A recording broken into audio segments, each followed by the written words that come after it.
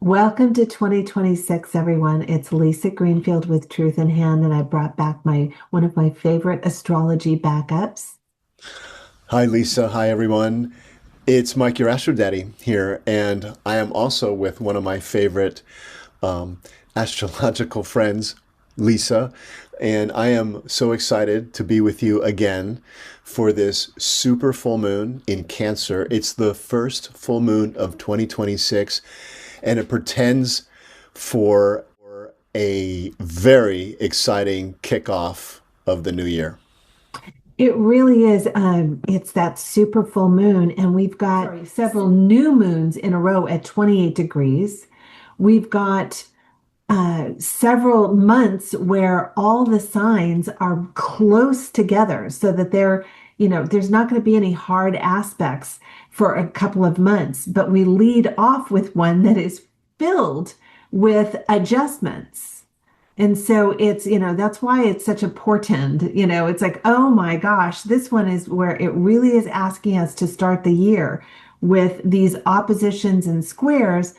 Oppositions are where we need to integrate information, and squares are where we need to act on that integration and what we've learned in a new way. It's like you have to turn right or you have to turn left. You can't keep going the path that you're on.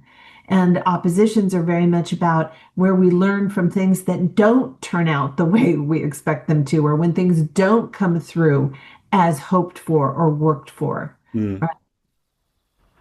So it's definitely one that holds a lot of potential to put it to work. hmm And yet, work is much more internal. This Cancer Capricorn is the darkest night of the year and the lightest night of the year, hmm in opposition. So it's like between the shadow and the light, there's a lot of opportunity to navigate a big life when hmm you own both your light and your shadow, hmm right? That's right. Yeah. Well, do you want to hit them with some of the key things? We're going to keep. Lisa, it's a super full moon, and I'll tell you why. The moon tomorrow, Friday, it's actually happens at 2:02 a.m. Pacific time on Saturday morning. So basically Friday night, you're going to see the moon, hopefully it's clear where you're at, as big and as bright as can be. It's a super full moon because in terms of miles from Earth, it's about as close as the moon will ever get to Earth. So that's number one. And number two, the moon is in its home in Cancer, so it expresses itself fabulously. Mhm. And all of the qualities of Cancer and all of the qualities of the moon are going to be on full display on Friday leading up to 2:02 in the morning. And in fact, we're probably feeling it right now. We're filming on New Year's Eve, of course. That's why we're so excited about this new year coming up. I think it's going to be exceptional. I really do. It really offers that emotional clarity when you're willing to take the time to dig in. And it's this really kicks off the year with a message that to me is unmistakable, that ahead of Saturn and Neptune meeting up at that 0 point of Aries in February, we're really being asked to be both patient and persevering on what is right action for you, driven by right emotional alignment. So it's like, and so this emotional clarity, it's not easily won and it's not quickly won. In fact, Saturn in Aries is saying the first conclusion is probably not going to be right, particularly with Neptune there. It's like, nope, nope, nope, nope, nope, nope. You're going to need to revisit, refine, redefine what's going on inside of you so that you can calibrate and match up with what is a much more evolved truth in you than our childhood, Cancer Capricorn, mother, father, hmm much, much more evolved than our childhood patterns allowed us to live and express. hmm Yeah. So, Well, I didn't even bring up Venus and Mars because they play a starring role in this super full moon, and we Yes, might they as do. well reveal it, Lisa, And because Mercury. Yeah, and let's Mercury yeah. following a little bit behind, and as the 2 weeks pass, we'll have Mercury stepping into the limelight. But Lisa, on one side of the sun is Venus, and on the other side of the sun is Mars on this super full moon. So the moon is not just opposing the sun, it's also opposing Venus and Mars because Venus is about less than a degree from the sun, and also Mars is less than a degree from the sun. So they are part and parcel to this full moon is about feelings and a lot of Cancerian qualities. It's a very tender full moon, and let's kick it off. What do you say? Yes, exactly. Because, well, don't forget that it's like Uranus is semi-square the moon, and we've got Chiron, the wounded place in us that is the beauty, that pearl that comes out of the grit, the pain. So it's like it really is asking you to take what has been painful and do something beautiful with it Hmm. because you can. It's less about what has happened to you than what you are doing with it now. And that's the really, really rich place that when you are patient and stay with that personal inquiry, that allows you to make, take anything that happened to you and turn it to your ultimate advantage. And who knows how many other people it blesses because it's beautiful, right? That's right. That's right.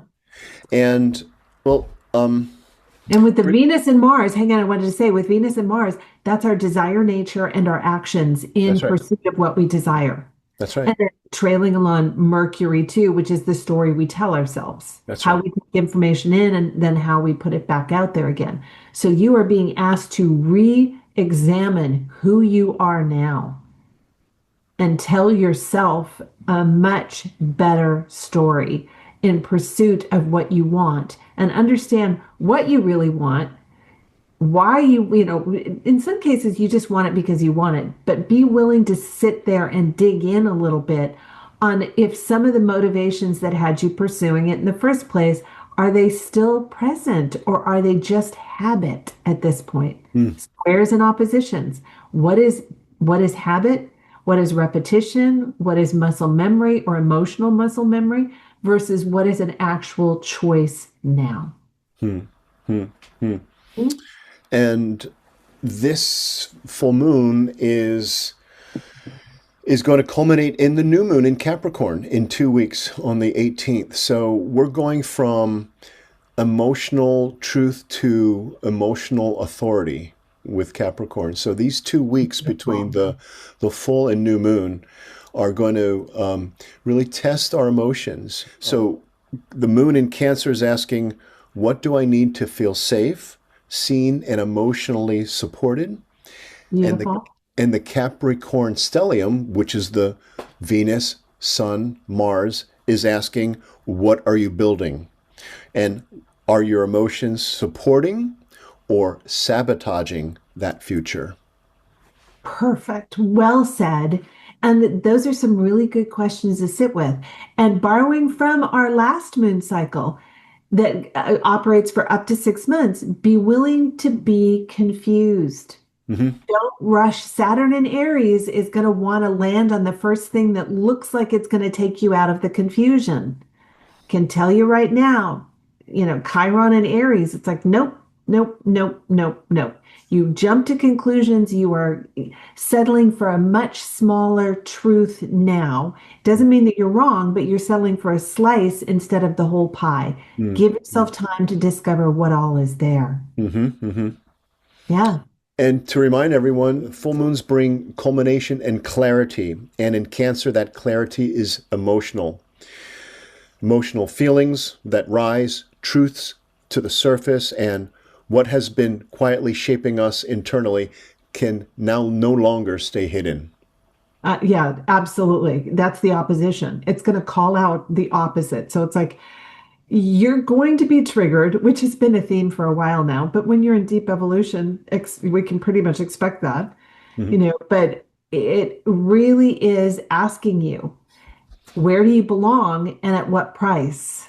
First and foremost, yourself, right? Let's touch on a couple of full moon themes and then we can wrap up a couple of highlight days for when they can feel that real pressure Hmm. to go within and then act on it differently.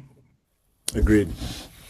So I think on this day, the full moon, it's a day of emotional reckoning. And by that I mean we have to be aware of patterns of over nurturing, emotional dependence, or retreat may come into focus. Cancer, the crab, sideways scuttle. Power dynamics in relationships, especially where we care and responsibility are uneven or are Mm. exposed. Inequitable relationships. They're Yeah, not going to be sustainable this year. They're just no, not. that's exactly right. The tension between growth and comfort becomes impossible to avoid. Yeah, it's, what is it? A ship in a harbor is safe, but that's not what ships were made for. Right. And here's the thing with the unequal or inequitable matches, you don't have to, confront somebody and toss them out. In fact, that's not helpful. That's right. As the emotional truths rise to that surface, really look for how you sit with those emotional truths. What quality of attention do you give the truth? Or are you still stuck in story? Who's to blame? Yourself or someone else? It's like, no, no, no. What do you want to do with what the truths are that come up? That helps you release some of the outdated protective shells and outdated defenses from those old emotional patterns, right? That, family, I said this when we were prepping. The Dalai Lama said, anyone who thinks they're enlightened, go spend a week with their family.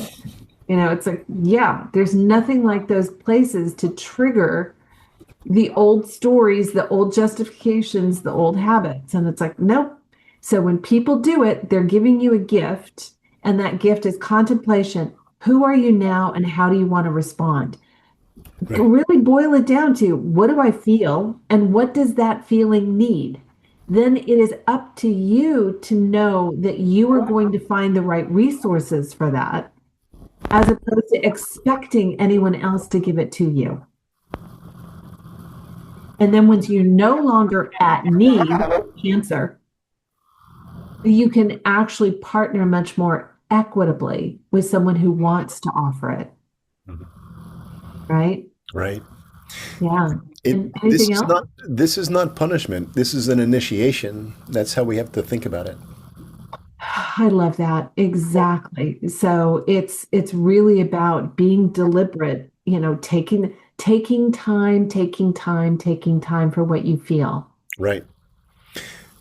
This Hmm. full moon is asking us to graduate emotionally and by not necessarily abandoning sensitivity, but by placing it inside a container strong enough to hold it.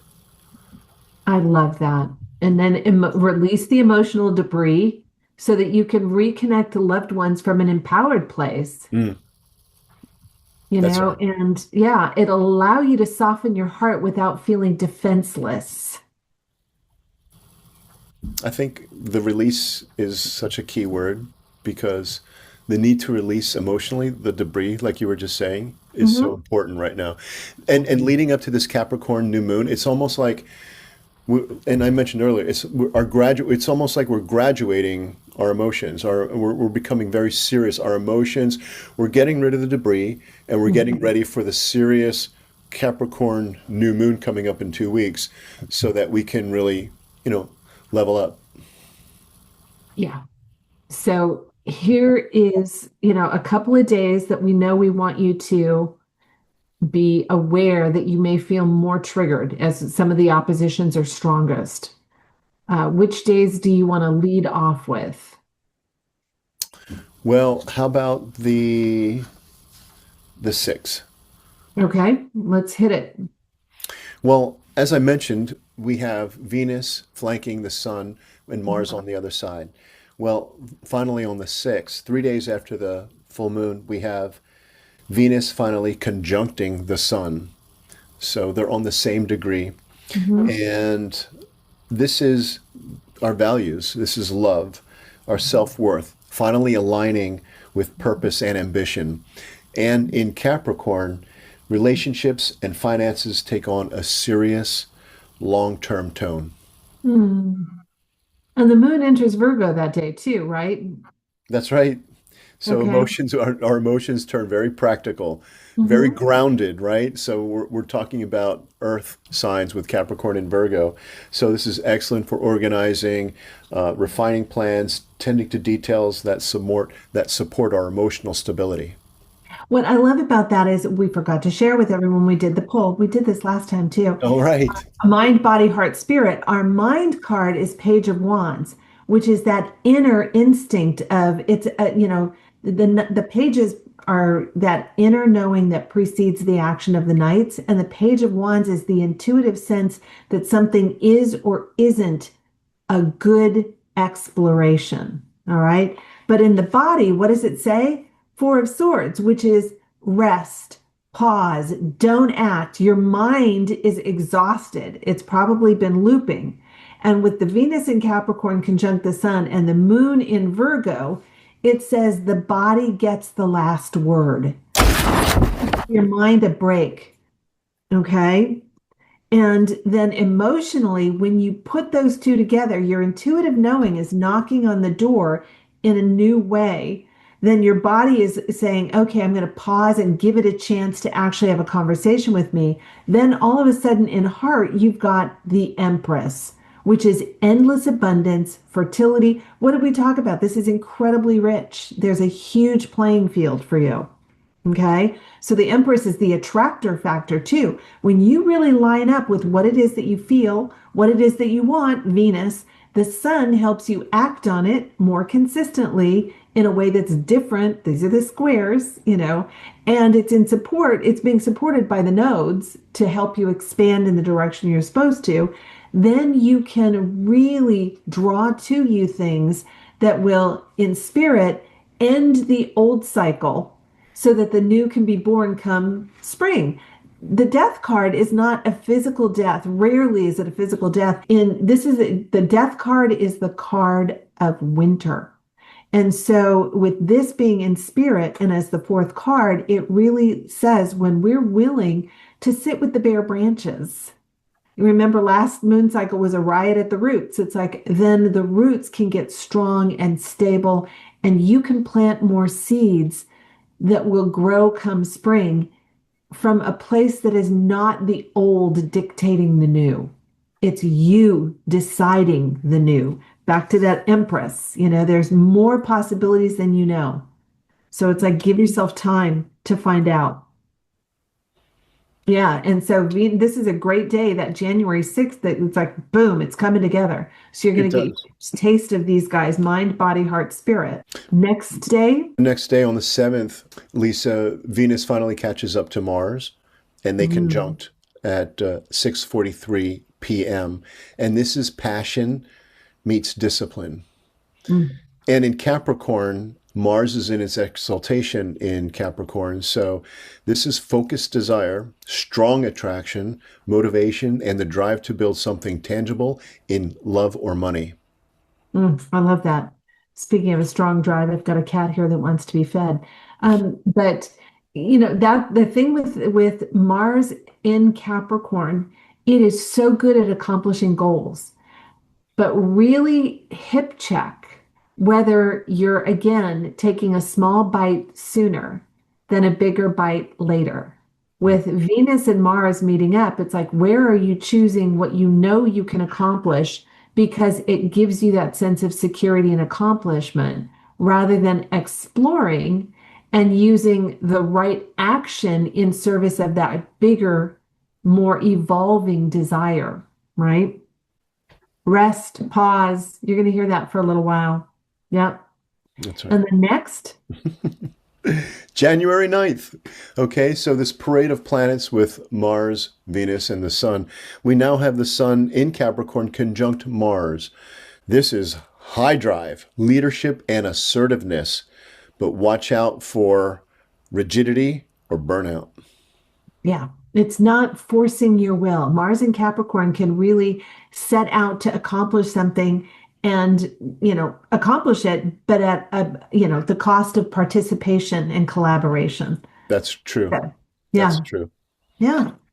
Next. We have on the same day, Lisa, at 9:34, Venus in Capricorn opposes a retrograde Jupiter in Cancer.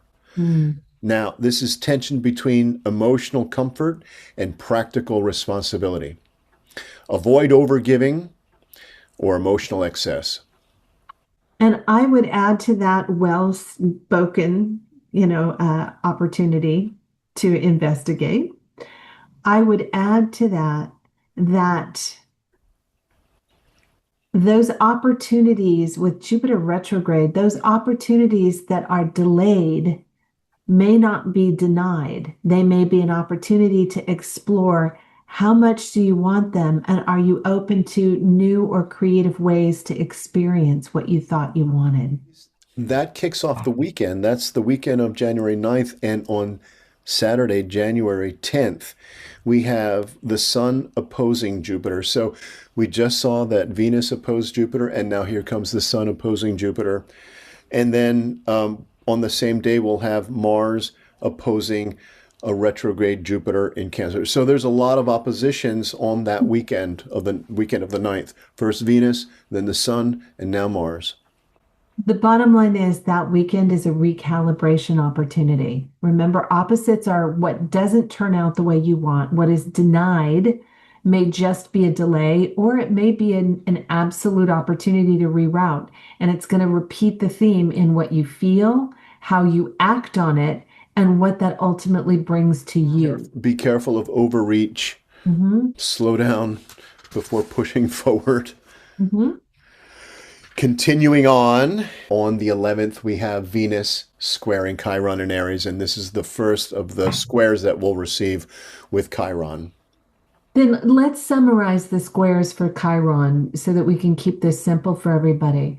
Venus is going to feel it first, Mhm. then what? The Sun, then Mars. Then finally, with the square with Mars and Chiron, we have healing themes, bravery without aggression, Mm. action triggers to heal. What I love about Mars and Capricorn squaring Chiron and Aries, when this is done well, this is might is right Hmm. versus might for right. Hmm. Which one are you going to choose? Just because you've got the upper hand, do you always have to wield it? And who are you protecting when you do versus allowing everyone a seat at the table? The round table might for right. It's like, how Hmm. do we arrive at that? And so the adjustments are really about leveling the playing field and getting away from that vertical power structure and moving into that horizontal that Pluto and Aquarius is not going to let us go until we really arrive there. Hmm. And then we move to some easier ones, We don't do. we? We finally end the 2 week cycle with some sextiles. And we have Venus sextiling Saturn in Pisces on the 14th. Then we have Venus sextiling Neptune, the Sun sextiling Saturn, Mercury conjunct Mars. There's a lot of activity as we lead up to the new moon in Capricorn on the 18th, but it certainly lessens as we get closer to the new moon. The tension eases up and we get more grace around this evolution. But again, the key point is you want to tune into your intuitive self. It'll have you in the right place at the right time. No shoulding on yourself. I should do this or I should do that. Not helpful here. Okay. So really pay attention to that. Then take time. If you're willing to take time and sit in the unknown, hold that transformational tension and take those strategic pauses, then all the opportunities that we race right by when we know what we're going to do in order to get a particular outcome, it's like, oh, all these opportunities we didn't look at before become available, that empress, that abundance, so that we can let go of that small, structured, rigid space we're moving out of and into a much more open playing field that's unnerving because our fear brain likes certainty. It knows how to survive it. But all of these, sextiles and the trines are saying, yeah, but if you are willing to be uncomfortable the first two-thirds of this moon cycle, you start seeing the results and the payoff from it. That's right. Yeah. That's right. And as we approach the new moon, there's a seriousness, there's an authority, there's almost like, as we discussed earlier in the podcast, the debris has kind of sifted Yes, away, and the emotional authority is coming through. exactly. And it's like, and who doesn't, who isn't better off with greater emotional authority for themselves? It helps in so many things, Yeah, right? yeah, yeah. Far less conflict when you are, emotionally centered. It's like, yep, somebody else is acting out or projecting a story onto you or dropping into old roles. You don't have to join them there. You don't have to make them wrong. You just don't have to join them there. Mm, It's just like all of a sudden they're going, well, wait a minute. If you're not going to play, it's like, come on over to this side where there's accountability and responsibility without fear, punishment, mhm, confining spaces. And it's like, oh, you've got milk and cookies over here. Okay, I'll go play there. So that's the death of the old and the evolution of the new, where it just feels so much better mhm, to explore and expand with energetically aligned. I'm not going to say like-minded. It's too easy. It's like, no, these are people who don't necessarily see it the same way, but they're energetically and integrally aligned. Okay. So it's like, oh, these are people who are accomplishing things in ways that feel good for me to work with them. There's a mhm. harmony. Yeah. As we always say, let's work with the energy that we're going to surf this Yeah. full moon energy in Cancer, one of the most tender full moons. We only get one Cancer full moon a year, folks. And this is an opportunity for us to surf this energy, to heal those wounds with that Chiron square, to work with that opposition to the moon in Cancer with the Sun, Mars, and Venus in Capricorn. And then ultimately the sextiles coming through at the end of that 2 week cycle to kind of ease us into the new moon in Capricorn. Mhm. You'll have to go check because now I'm curious. Every once in a while, we get once in a blue moon, we get two full moons. That's right. We've got two in Cancer, particularly with all of the shift and transition I energy we've got going on. I hear you. Yes, but it's been a pleasure, as always, to share this space with my favorite tag team partner, Mike, and you. And my favorite tag team partner, Lisa. Thank you so much. I love doing this, and I can't wait to continue this in 2026. And we're going to do the 2026 highlight podcast soon, aren't we?